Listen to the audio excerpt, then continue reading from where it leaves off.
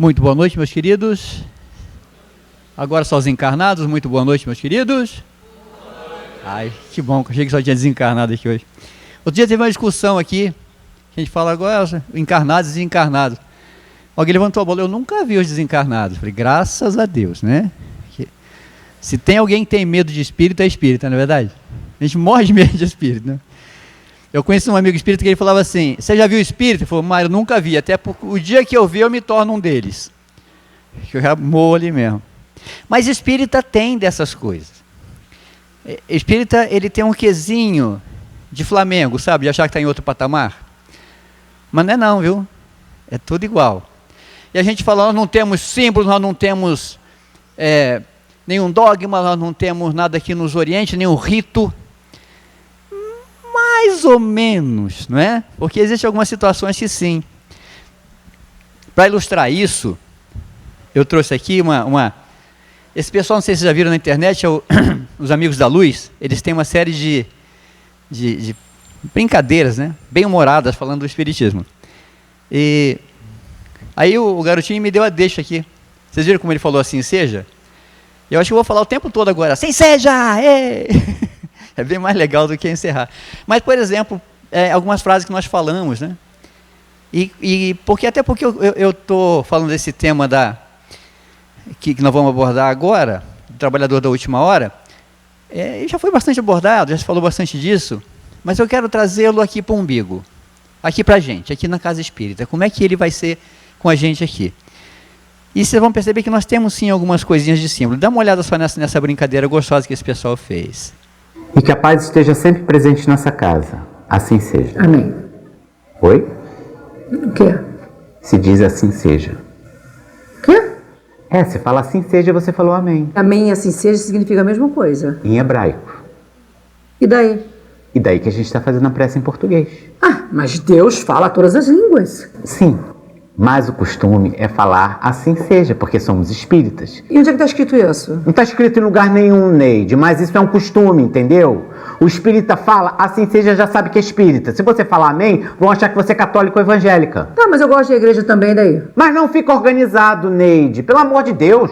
Você virou espírita agora, já quer mudar tudo. Se fala assim seja e pronto, tá? Mas, gente, por que tem que falar assim com uma palavra igual no final? Onde Porra, é uma palavra mágica? Não existe isso no espiritismo, não existe ritual. Ah, então tá. Então por que tem que falar assim seja no final? Pra saber que a prece acabou, criatura. Como é que a pessoa vai saber a hora de abrir o olho? Mas tudo você discute. Mas por que especificamente tem que ser assim seja? Quem foi que inventou isso? Você queria que fosse o quê? Que a paz esteja nessa casa, Senhor. Beijo, Deus. Me liga, tá? Eu gosto. Acho bom. Você falaria assim com Deus, o Criador?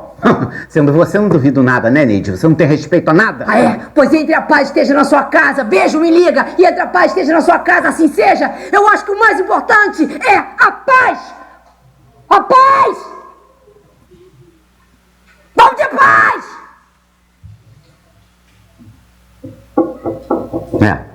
Você tem razão. O importante é a prece em si e a paz que ela traz, né? Desculpa, meu amor. Desculpa. Às vezes a gente se apega a detalhes, né? Tá bom. Mas da próxima vez eu vou fazer oração. Se diz prece. Espírita fala prece. Quer dizer, não tem jeito, né? A gente vai... Acabou de ter um exemplo, a gente segue um outro, né? Quando Jesus se vale das parábolas, e aí tem também polêmica sobre isso, por que você fala por parábolas? Tem até uma questão dos próprios apóstolos, falando, Jesus, por que você fala por parábolas, né? E Jesus era um pouquinho inteligente, né? No Velho Testamento existiam parábolas, são as Mishas, né? Shamal, a pronúncia, né? Que tem em torno de 10 ou 12 parábolas, inclusive essa existia já no Velho Testamento. No Novo Testamento tem uma série de contestações. Na minha conta tem 40, mas tem gente que fala que é 41, tem outros que falam que tem 32, porque uma mistura com a outra. Enfim, isso é tão importante quanto falar amém ou assim seja, né? O conteúdo da parábola é que interessa. Então Jesus sabia que tinha isso no Velho Testamento e que as pessoas que estudavam naquela época, quando ele chegou, a referência deles era o Velho Testamento. Então ele se valia daquela mesma linguagem para que eles pudessem compreender. Porque a principal missão dele foi, sim, traduzir aquela lei mosaica para uma forma mais compreensível para aquele povo, né? Então ele se valia da mesma linguagem. Ele deixou bem claro, não vim destruir a lei. Eu vim para que se possa compreendê-la e aplicá-la. Para evitar uma leitura maior, eu pus também um outro filminho aqui, que tem essa passagem. Eu dei um pulinho lá naquela época e filmei.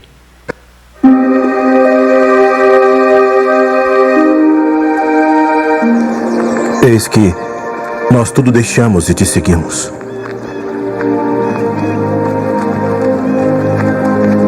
Na verdade vos digo que ninguém há que tenha deixado casa ou pais, ou irmãos, ou mulher ou filhos, por causa de mim e do Evangelho, e não haja de receber muito mais neste tempo e no mundo vindouro a vida eterna. Porém, muitos primeiros serão últimos, e muitos últimos serão primeiros. Porque o reino dos céus é semelhante a um homem, pai de família, que saiu de madrugada para contratar trabalhadores para sua vinha. E ajustando com os trabalhadores a 1 denário por dia, mandou-os para a sua vinha. E saindo perto da hora terceira, viu outros que estavam ociosos na praça e disse-lhes: Ide vós também para a vinha, e dar-vos-ei o que for justo. E eles foram. Saindo outra vez perto da hora sexta e nona, fez o mesmo. E saindo perto da hora 1/10, encontrou outros que estavam ociosos e disse-lhes: Por que estáis ociosos o dia todo? Disseram-lhe eles: Porque ninguém nos contratou. Disse-lhes ele: Ide vós também para a vinha, e recebereis o que for justo. E aproximando-se a noite, disse o senhor da vinha ao seu mordomo: Chama os trabalhadores e paga-lhes o salário, começando pelos últimos até os primeiros. E chegando os que tinham ido perto da hora 1/10, receberam 1 denário cada um. Chegando, porém, os primeiros, cuidaram que haviam de receber mais, e também receberam 1 denário cada um.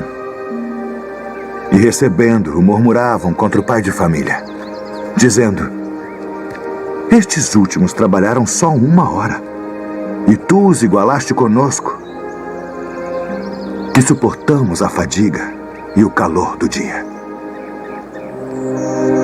Ele, porém, respondendo, disse a um deles: Amigo, não te faço agravo. Não ajustaste tu comigo por 1 denário? Toma o que é teu e retira-te. Eu quero dar a este último tanto quanto a ti. Ou não me é lícito fazer o que quiser do que é meu? Ou são maus os teus olhos porque eu sou bom? Assim os últimos serão os primeiros e os primeiros os últimos. Porque muitos são chamados, mas poucos escolhidos. É complicado para entender isso até hoje, né? Para a gente dar uma entendidinha bem no que aconteceu aqui. A divisão da hora para os hebreus é um pouco diferente do que é para a gente. Então, quando ele fala, saiu na hora terceira, saiu na hora nona, vamos dar a entender como é que é a divisão da hora para os hebreus. O dia para os hebreus começa às 6 da manhã e termina às 6 da tarde, num período de 12 horas. Madrugada eles não consideram. São 12 as horas entre o nascer e o pôr do sol, considerando sempre as estações do ano. Então, se o sol, claro, tem um período de sol menor nesse período, eles acordam mais cedo e assim por diante. Esse tempo de 12 horas está dividido em 3 períodos principais de 4 horas cada um. Logo, a hora sexta corresponde a meio-dia, a hora nona às 3 da tarde, a 1/10 às 16 horas, assim vai. Vamos ver um quadrinho aqui para explicar bem isso. Ó. Madrugada, não considera. A primeira hora, a hora que eles acordam, às 6 da manhã. Depois tem a terceira hora, que seria às 9 horas, porque se eu tenho às 6, 6, 7, 8, 9, o período de 4 horas, é a terceira hora. A sexta hora, o meio-dia. E assim segue, a nona hora às 15 horas, e a 1/10 hora, a 11ª vai ser às 17 horas, tem uma diferença de 1 horinha aí. Ok. Então ele foi buscar alguém na primeira hora, na terceira hora e na 1/10 hora. E ele foi lá e falou assim para vocês vão lá que eu vou, na minha vinha, que eu pago para você 1 denário. Que era a moeda que se pagava por um valor de um trabalho por dia, que correspondia, dava para comprar 68 pães naquele período. Ok. Chamou os outros, mas não prometeu quanto pagava. Falou, vou pagar o que for justo. E assim fez também com os da 1/10 hora. Aí por que Jesus então não falou o valor também para esse, já que ele ia pagar o mesmo? Porque ele sabe que nós somos fofoqueiros, né? Além de tudo, nós somos fofoqueiros. Porque ele ia chegar lá e falar assim, eu vou ganhar um denário para trabalhar. O outro que começou às 6 da manhã falar, peraí, não está certo. Imagina o que chegou às 5 da tarde para trabalhar até às 6, porque depois das 6 eles não trabalhavam. E falasse porque chegou às 6 da manhã que também ia ganhar um denário, né? Então ele não quis criar esse clima na vinha e deixou lá. Ok. Acontece que na hora do pagamento, deu problema. E se a gente pensar bem, quem aqui não há de concordar que se eu estou trabalhando e eu sei que eu comecei às 6 da manhã, vou receber um denário. Se eu sei que o cara começou às 3 da tarde, também vai receber um denário. E que começou às 5 também vai. Vocês acham que isso é justo? Sinceramente, vocês acham que isso é justo, pensando nos dias de hoje? Não é, ninguém concorda com isso que isso é justiça. Não é verdade? Não dá. Nenhum de nós concorda com isso, né? O que é uma pena. O que é uma grande pena. Eu chamo essa parábola de a pegadinha do Senhor, ou a inveja é uma maldição, né? Porque ele não combinou com os trabalhadores a primeira hora um denário? Foi o que ele combinou, vou te pagar um denário. Se o outro ele quer pagar um denário, e se é o terceiro também, a mim não interessa, o que foi combinado comigo será pago. Então, na verdade, eu nesse instante, nesse pensamento que nós temos e que é normal tê-lo, nós não estamos com raiva do Senhor que o contratou ou do patrão que nos contratou. Nós estamos com a tremenda inveja do cara que começou às 5. Não é verdade? Porque, se eu sou trabalhador da primeira hora, estou aqui trabalhando, agora chega esse malandro aí, chega e já quer pegar aí na janelinha, o que é? E a gente faz isso cotidianamente. A gente não se liga no que é nosso, a gente fica preocupado na comparação do que é nosso com o do outro. E aí a gente cria problemas para nós mesmos, né? Vocês querem ver um caso que pode ser terrível? Aí você compra um carro, você junta aquele dinheiro um tempão e consegue comprar aquele carro. Carro bonito, bom, aquele cheirinho gostoso de carro novo. Aí você põe na garagem, nem põe na garagem, você já deixa logo na rua que é para todo mundo ver. Olha meu carro novo, legal. Aí chega teu vizinho e encosta na frente do teu carro o carro dele. Muito melhor, mais bonito, e ele pagou metade do preço. Você olha para o teu carro e fala, essa lata velha, essa porcaria, teu carro já não é mais bonito, já não é mais bom, você já não acha ele mais legal. Por quê? Porque o do vizinho é melhor, é mais bom, ele pagou mais barato, não é verdade? A gente fica assim. Aí o vizinho, você nem quer sair do carro, você ia sair, você vai para casa e fica lá. Aí no outro dia, o vizinho chega, puxa vida, bati o carro. Aí você fala, que pena. Mas, que pena nada, que bom. Na verdade, a gente fica, né? Porque é nosso, é humano, nós somos assim, não deveríamos ser. Todo o esforço de Jesus e dos profetas foram para que a gente não fosse assim. E ele deixa isso claro nessa parábola maravilhosa, que ele nos pega, né? E assim, eu vou ter uma surpresa maior para vocês nessa revelação de que somos os trabalhadores da primeira hora e que estamos chateados com quem chega e ganha mais. Olha, se você está numa fila, qualquer fila que você esteja, você chega e tem uma fila enorme, você fala, eita, quanta gente nessa fila, e fica chateado. Porque você queria ser o primeiro. Jesus não falou que os últimos serão o primeiro? Por que não faz isso agora na fila, né? Seria legal na prática isso na fila. Mas não é assim. Porque se você continuar o seu pensamento à vista dessa parábola, você pensa assim, quanta gente nessa fila que quer o mesmo que eu, que está fazendo o mesmo que eu, que tem as mesmas necessidades que eu e que chegou primeiro que eu. Então, eu estou reclamando de quem? De quem é igual a mim? Aí é inveja. Aí eu estou exercitando a minha inveja. Eu não posso fazer assim. E não posso por quê, Mário? Por que eu não posso? Porque você é espírita. Se eu for evangélico, pode? Também não. Se eu for um bandista, pode? Também não. Né?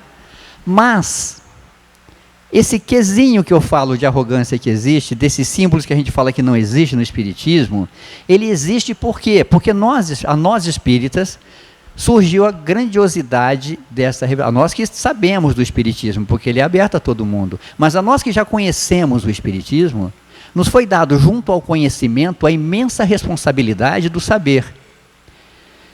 E qual é a imensa responsabilidade do saber para o espírita?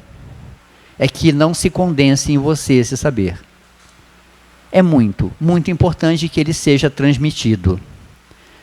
Boa, Mário, legal, amanhã eu vou pegar os Pentateuco, vou lá naquela praça, vou abrir, vou começar a gritar igual os evangélicos fazem. Não faz isso não. Não faz isso não, que Kardec vem pessoalmente dar na tua cara, lá no meio da praça. Não é isso. Não é assim. Como é que então que eu vou transmitir o conhecimento que a doutrina me trouxe? Onde eu sei que posso ser o último e o primeiro e que isso não faz a menor diferença. Onde eu sei que o carro do vizinho ser melhor que o meu tem que me causar alegria. É no exemplo. É vivenciando essas obras. É quando você ler, ou fazer um estudo, ou assistir uma palestra. Você que está me vendo agora aí pelo YouTube, que eu sei que essa palestra vai para lá, um abraço para você que está nos assistindo. Você precisa transmitir isso. Repasse essa palestra se você gostou para alguém. Tem outra que você deve ter visto e gostou, repasse ela também. Você vai comunicar, você vai ser exemplo. Exemplificar a doutrina, primeiro em você mesmo, é o único caminho. E aí você vai conseguir transmitir essa doutrina. Tem um amigo que fala uma frase que eu acho maravilhosa, ele fala assim, nenhum copo transborda sem estar cheio. Isso é verdade. Você não vai ver ninguém infeliz ou transmitir felicidade se não estiver feliz. Quando a pessoa está triste, ela transborda com uma facilidade imensa, né? Você vê logo que está triste, mas quando está feliz é difícil a gente transmitir a felicidade, a gente tem uma reticência com isso. Mas sempre que você estiver repleto, transborda. A Meire me cobrou a semana passada no estudo aqui, você está com um grande conhecimento, mas está transmitindo de uma maneira estranha, você está acelerando as suas palestras, os seus ensinos. Vou ter que pensar nisso, né? Então a gente tem que ir. Como eu disse, essas parábolas, esse conteúdo todo das parábolas, era feita também na língua semítica. E eu peguei um pedaço aqui do Alcorão, um livro que eu recomendo que todo mundo leia, é maravilhoso. Ele é dividido em versos e cânticos, é muito lindo. E no verso 2 do cântico 26, tem essa frase. Alá não se envergonha de falar por meio de matal, mesmo que se trate de um mosquito. Matal é parábola, né? A definição de matal, que é muito bonita, fala assim, em árabe ou no seu correspondente em hebraico, machal, é uma palavra semita que corresponde a diversos vocábulos, provérbios, inclusive parábola, metáfora, né? Jesus fazia disso como um recurso semântico que sempre funcionou muito bem. Agora a pergunta, se todos nós temos essa sensação que é injusto realmente pagar o mesmo valor a quem trabalhou menos, mesmo que isso tenha sido combinado lá atrás, nos dá uma sensação de quê? De que nós somos os trabalhadores da primeira hora. Se eu estou me irritando, me chateando, porque, puxa vida, eu estou aqui há mais tempo, se a gente ainda tem em nós essa sensação de que devíamos ganhar mais do que começou depois, é porque talvez sejamos os trabalhadores da primeira hora, estamos aqui desde tempos imemoriais, caminhamos com Abraão, eu e o Zé acho que já, né Zé? Com Abraão, o restante nem tanto. Na verdade, historicamente, na análise antropomórfica toda que se faz em cima disso, não faz sentido nenhum. Porque no processo evolutivo, que a gente conhece, encarnações sucessivas vão aprimorando. Então você vai indo, a não ser que seja muito reticente, muito reticente. E nós somos. Porque mesmo considerando que sejamos os trabalhadores da última hora, nós somos a última leva. O restante já cumpriu e voltou para a capela ou para o destino que o vale. Nós estamos ainda reticentes aqui. Não cabe mais, não dá mais tempo. É hora de se encher e se transportar. Aí eu pergunto, será que somos os trabalhadores da última hora ao invés da primeira? Porque historicamente não faria sentido sermos os da primeira hora? Constantino, um espírito protetor, ele assina assim a sua mensagem no capítulo 20 do Evangelho segundo o Espiritismo. Em 1863, lá em Bordeaux, ele deu a seguinte mensagem: bons espíritas, meus bem-amados, sois todos obreiros da última hora. Ele não falou para outras pessoas. Bons espíritas, meus bem-amados. Dá um consolo, né? Nos chamar de bons e de bem-amados. Somos sim os trabalhadores da última hora. Bem orgulhoso seria aquele que dissesse: comecei o trabalho ao alvorecer do dia e só o terminarei ao anoitecer. Todos viestes quando fostes chamados, um pouco mais cedo, um pouco mais tarde, para a encarnação, cujos grilhões arrastais até hoje. Mas há quantos séculos e séculos o Senhor vos chamava para a sua vinha, sem que quisesseis penetrar nela? Eis-vos no momento de embolsar o salário. Ou seja, nós estávamos realmente esperando. Nós estávamos ali paradinhos, e Jesus chegou e falou assim: o que vocês estão fazendo aí? Ninguém chamou a gente. Então vem, vamos embora trabalhar. E fomos. Temos uma nova chance. Temos uma nova esperança. Empregai bem a hora que vos resta.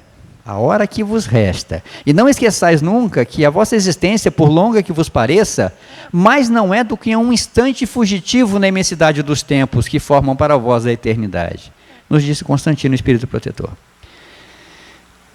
Ao nos situar como trabalhador da última hora no Evangelho, o Constantino me propôs algumas reflexões que eu andei fazendo, né? Inclusive para aplicação desta parábola no próprio movimento espírita. E aí, porque ele fala diretamente para a gente: olha só, bons espíritas, meus bem-amados, sois todos vós obreiros da última hora. Deixa eu só conseguir passar aqui, Meire, para aquele processo em que exposição. Eu tenho aqui como exposição. Eu não tô passando com aqueles efeitinhos bonitinhos que eu perdi um tempão fazendo. Tá? Então tá. É que eu não tô, aqui não estava. Desculpa a minha falha tecnológica. Então, eu penso que os espíritas provavelmente são aqueles que já tiveram inúmeras oportunidades para compreender a lei divina, e até mesmo nos séculos posteriores à passagem do Cristo, mas não fizemos. Isso fica claro na mensagem do Constantino: há quantos séculos e séculos o Senhor vos chama para a sua vinha, sem que quisesse penetrar nela. O advento do Espiritismo é uma coisa que vem revolucionar a quem consegue compreender isso, porque ele traz isso à luz da razão, da interpretação, alcunhado pela ciência e pela filosofia. Então só não entende quem não quer. E nós não quisemos por muito tempo. Agora nós temos que querer. Eu confesso que eu me sinto arrepiado, porque cada vez que eu vejo essas interpretações, e nós vamos ver daqui a pouco um texto desse mesmo capítulo 20, ditado pelo Espírito de Verdade, que é Jesus. Se alguém tem alguma dúvida ainda, já me perguntaram muito em outras palestras. O Espírito de Verdade é Jesus? É Jesus. Está na Revista Espírita, está no Evangelho, fica tranquilo. O Jesus, esse ser de uma magnitude, esse irmão, eu não consigo falar sem me emocionar dele. Ele vem e nos impulsiona e fala: venha, vai, eu estou aqui, eu te levo, vamos junto. E a gente fica fugindo. Como a gente faz isso? Com pequenas besteiras. Na prece da Meire, ela disse que a gente possa se amar um ao outro, que a gente tem essa capacidade. É isso, é fazer isso. Mas isso não pode ficar circunscrito à prece, ou ao pensamento, ou ao estudo, ou à palestra. Pega uma só coisinha e começa a praticar. Se propõe o seguinte: hoje eu vou passar o dia inteiro sem falar mal de ninguém. Hoje eu não vou reclamar de nada. Porque a gente adora reclamar, né? Reclamar é bom pra caramba, dá um alívio. Mas não pode. Não precisa pegar muita coisa, não precisa.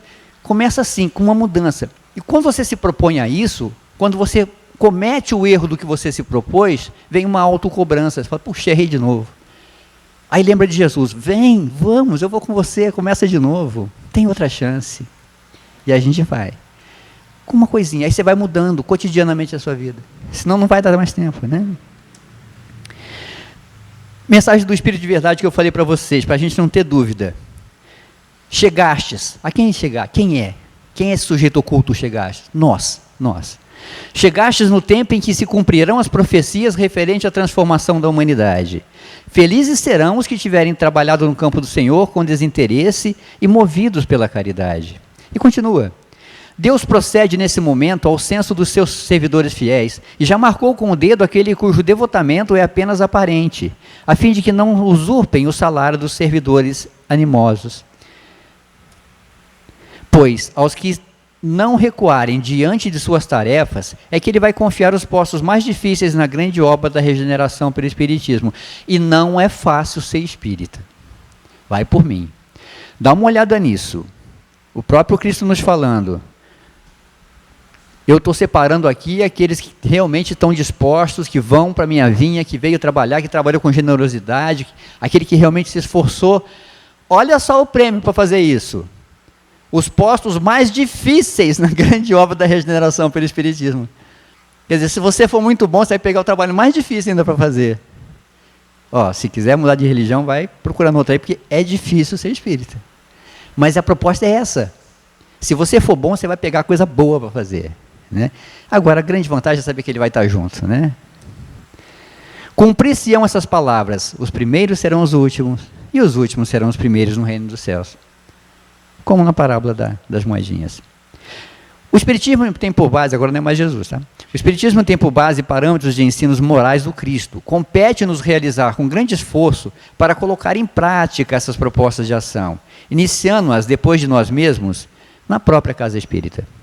Se nós espíritas trabalharmos dentro das nossas casas espíritas, essa parábola e a caridade com intenção, não a caridade aquela que vai fazer o bazar aí e que a gente vem para ajudar e que não, essa é bacana, mas é aquela caridade de pressupor, por exemplo, fugir da irritação, não se incomodar com uma palavra maldita por alguém, com um sujeito que no trânsito te xinga, não se incomodar com sogra, com cunhado, com filho, com criança.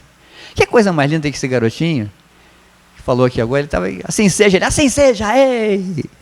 Eu vou falar assim seja só assim agora daqui para frente, assim seja, ei!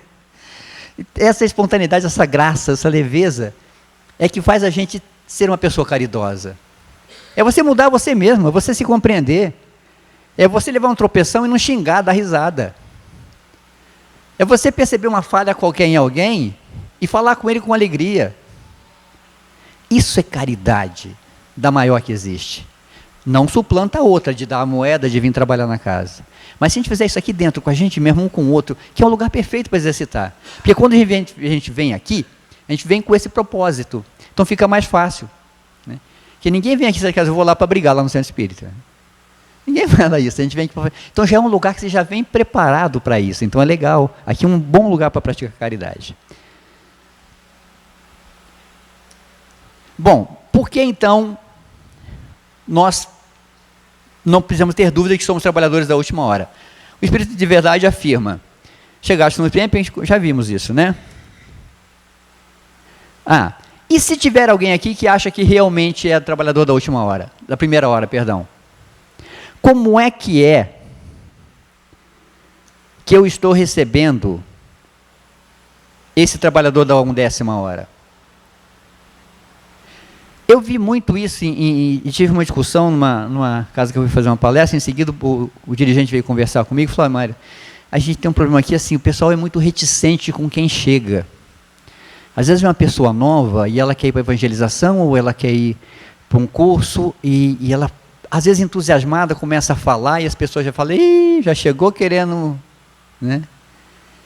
Ok, você está aqui há mais tempo, você sabe disso, você pode até ter um pouco mais de conhecimento, mas as encarnações sucessivas podem te causar um problema, porque aquela pessoa que você acha que chegou agora pode saber muito mais que você. Muito mais.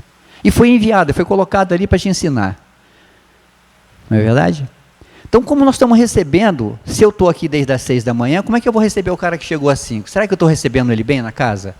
Será que pessoas que eu conheço aqui, a quem eu reconheço com muito mais sabedoria que a minha, com muito mais talento que eu, mas eu não posso aceitar isso, porque não, imagina, é meu orgulho. Né? Eu gosto muito de astronomia, quando eu vejo alguém falando sobre astronomia, eu colo o vidinho, deixa eu ver se eu aprendo alguma coisa aqui. Né? Então, dentro da própria casa, é um exercício legal para fazer com quem chega, com quem é novo, dessa permissão, se permitir.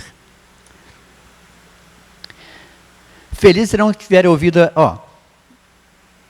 essa frase final aqui é linda: vinde a mim, vós que sois bons servidores, vós que soubestes calar os vossos melindres e as vossas discórdias, para que a obra não sofresse. Isso também é do Espírito de Verdade. calar os vossos melindres e as vossas discórdias, para que a obra não sofresse. Eu não levo desaforo para casa. Não, pisou no meu pé, eu piso no dele. Para quê? A pessoa respondeu de um mau jeito para você, ignora. Faz uma prece e segue em frente. Isso é caridade, proposta pelo próprio Espírito de Verdade. Isso pode parecer um discurso meio retrógrado e até mesmo arrogante, nos colocarmos como quem vem para concluir o trabalho, né? Ser um trabalhador da última hora. Vamos só para terminar.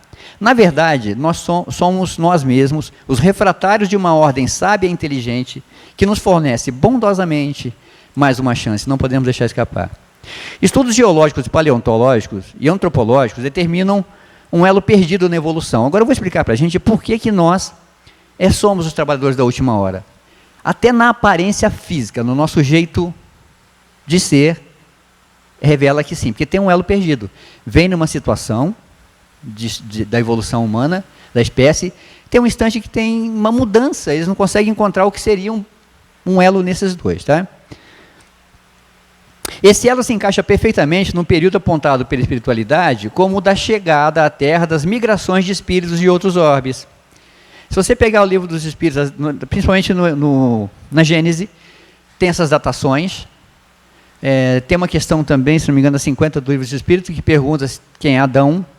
E o espírito fala, não existiu um povo. Quando então existiu Adão? E a resposta é no que contais há 4.000 anos antes do Cristo. Que seriam então já quase 6.000 anos ou mais, né? Deixa eu ver se eu coloquei. Está no capítulo 38 da Gênese.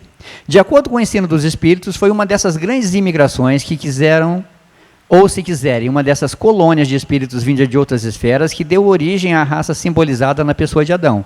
E por essa razão mesma, chamada de raça adâmica. Quando ela aqui chegou, a Terra já estava povoada desde os tempos imemoriais, como a América, quando chegaram os europeus. Então já tinha gente à beça e chegaram esses espíritos para adiantar. Vamos observar as características dessas civilizações anteriores e veremos que realmente já pegamos o bonde andando. Algumas pesquisas apontam que os hominídeos teriam dado a origem ao primeiro ser humano, assim como nós o conhecemos. Agora aqui atenção, observação importante. Jesus adorava contrariar os doutores da lei, principalmente os saduceus e os fariseus. Pois bem, eu adoro contrariar os doutores modernos. Eu sou abusado. Acredito que alguns desses seres permaneceram entre nós desde os tempos primitivos, eu vou provar isso. Eu acho que nós temos australopitecos, nós temos neandertais aqui com a gente vivendo. Porque, gente, eu vejo tanta gente esquisita no mundo, né? Não é verdade? No espelho também, eu olho e vejo sempre vejo um lá. Mas, vê se eu não tenho razão, presta atenção. Prepara para ver alguma coisa realmente impressionante. Os hominídeos seriam uma família que incluiria o gênero Australopithecus, que teria habitado a Terra entre 3,9 e 3 milhões de anos atrás. Esse era o Australopithecus, tá vendo? Bonitinho. Agora vê só se não é isso aqui. Não é igualzinho. Só ficou maquiado e botou roupa. Na sequência do gênero Homo, o primeiro hominídeo seria o Homo habilis, que viveu de 2,4 a 1 milhão, olha o tempo que está passando. Ele já fabricava instrumentos grosseiros, de pedra, além de desenvolver alguma linguagem rudimentar. Esse sujeitinho aqui, ó. Né? Vê se não é a cara desse cara. É remanescente, eu estou falando, é remanescente histórico que fica, gente. Do Homo habilis teria descendido também o Homo erectus, que habitou a África e depois alcançou a Europa, a Ásia, a Oceania, fomos desenvolvendo pela Terra. Entre 1,8 e 300 mil anos atrás. Ele descobriu o fogo, passou a cobrir o rosto e utilizar instrumentos e ferramentas mais precisas. Para não falar que eu sou machista, eu vou colocar aqui uma mulher, que seria então uma, não sei, Homo erectus, como é que eu chamo, Rafael? Mulher erectus? Acho que é Fêmea erectus. Olha aqui, ó. Todas essas figuras estão no Museu de Arte Natural de Londres. Recomendo uma visita e que quem for visitar me chame para ir junto. Olha se não é a cara dessa pessoa. Tem, gente. A gente evoluiu, mas não evoluiu muito, não. A gente está ficando por aqui ainda. Aí, depois do Homo erectus, já estamos espalhando pelo mundo, a humanidade toda, surge o Homo neanderthalensis. Esse é o que vai dar origem ao que nós somos hoje. Mas vocês vão ver que a diferença que existe entre esse homem que nós somos hoje, teria que ter uma espécie intermediária, e não tem. Olha como é que eles eram. Tá vendo? Vê se não é a cara desse sujeito. Olha ali, igualzinho, tá vendo? Então a humanidade vem evoluindo nesse processo todo, fisicamente também, povoando o globo, e até aqui nós não tínhamos muita noção de espiritualidade, quase nenhum. Nosso espírito não estava desenvolvido, só o corpo físico mesmo, né, em desenvolvimento. Aí vem o Homo sapiens, que somos nós, que acredita que depende do Homo erectus, e nós surgimos há cerca de 120 mil anos e ainda hoje habitamos as cidades e destruímos o mundo, né? Bom, simplificando, esse é o processo de evolução do homem, ok? Nessa evolução, quando chega nessa idade de 300 mil anos, a gente começa a ter noção de espiritualidade, porque aparece esse elo perdido. Mas tem gente que não acredita nessa foto da evolução, tem gente que acha que vai ser assim, ó. Olha o nosso final lá, agarrado num computador, no finalzinho. Eu, particularmente, acho que seria assim, ó. Tá vendo? O processo de evolução volta que não deu certo. Enquanto tiver esses times de futebol brigando um com o outro, não vai dar certo, não. Há uma passagem no Caminho da Luz, quem não leu, leia, por favor, que diz o seguinte: entre as raças negra e amarela, bem como entre os grandes agrupamentos primitivos da Lemúria, da Atlântida e de outras regiões, os exilados de Capela trabalharam profundamente. Com o transcurso dos anos, reuniram-se em 4 grandes grupos, obedecendo às afinidades sentimentais e linguísticas que os associavam na constelação do Cocheiro. Unidos novamente, na esteira do tempo, foram deste modo: os árias, são os arianos, provavelmente nós, a raça branca, o povo egito, Israel, e as castas da Índia, que são os hindus. Aí como é que o Chico podia falar através de Emmanuel? Com essa precisão. Ó, teve essas raças que surgiram e tal. Acontece que todos os estudos apontam que nesse período começa a se falar sobre espíritos, né? O que acontece? Até mesmo sobre o perispírito. Essas civilizações começam a identificar alma, espírito e perispírito.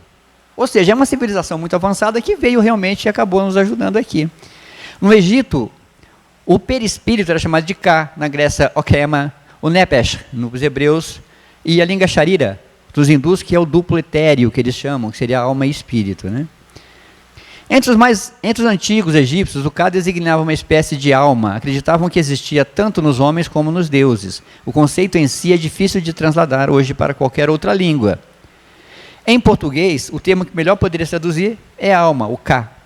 E o Ba designava um princípio, elemento metafísico imaterial, invisível e volátil, que conferia ao morto na vida além túmulo a capacidade de movimento, ou seja, o perispírito. Então, quando surgem essas raças, começa a se falar de espiritualidade. Quem são? Somos nós. Sem dúvida, somos nós. Muitas coisas ainda não são dadas a nós o conhecimento, por isso não temos evoluído o suficiente. Nossa curiosidade, no entanto, nos leva a questionar sempre. Com Kardec não era diferente. Kardec fazia umas perguntas, a gente vai ler no Livro dos Espíritos, e tem uma hora que os espíritos dão umas broncas, né? Nessa questão 54, ele leva mais um pito, quer ver? Vai falando dessas espécies, que surgiram em vários pontos do planeta. Aí ele pergunta: se a espécie humana não precede de um só tronco, não devem os homens deixar de se considerar irmãos? É lógico, se surgiu lá um calço aqui, não somos irmãos. Olha o espírito. Esse espírito também é meio mal criado, né? Todos os homens são irmãos em Deus porque são animados pelo Espírito e tendem para o mesmo alvo. Quereis sempre tomar as palavras pelo pé da letra? Ele dá uma bronca. A gente tenta interpretar de maneira equivocada, às vezes, a palavra, porque assim está escrito, assim será. Não é. Já não era naquele tempo, porque Cristo vem para exatamente mudar o sentido dessas palavras. Vem para explicar a lei e não para doutrinar. E a gente vai, mas hoje a gente já sabe, né? Sabe nada. É a mesmíssima coisa. Nós somos aquele mesmo povo hebreu que tentava destruir Jesus, por não compreender o que estava escrito. Haverá o tempo em que ele virá, ou que nós compreenderemos melhor e vamos perceber: nossa, como eu não entendia nada. Isso já acontece. Quantas vezes a gente lê a mesma passagem do Livro dos Espíritos ou de um Evangelho e fala: não tinha percebido isso aqui nessa passagem. E aí você vai ler de novo daqui a um mês, descobre outra coisa. Porque ali está cheio de verdades que você vai modificando o seu espírito e vai compreendendo melhor aquilo, não é verdade? Para encerrar, eu quero uma frase aqui do meu querido Santo Agostinho. Gosto muito, tanto do santo quanto do filósofo. As pessoas não são o que parecem, não são como deveriam ser, não são como gostariam que fossem.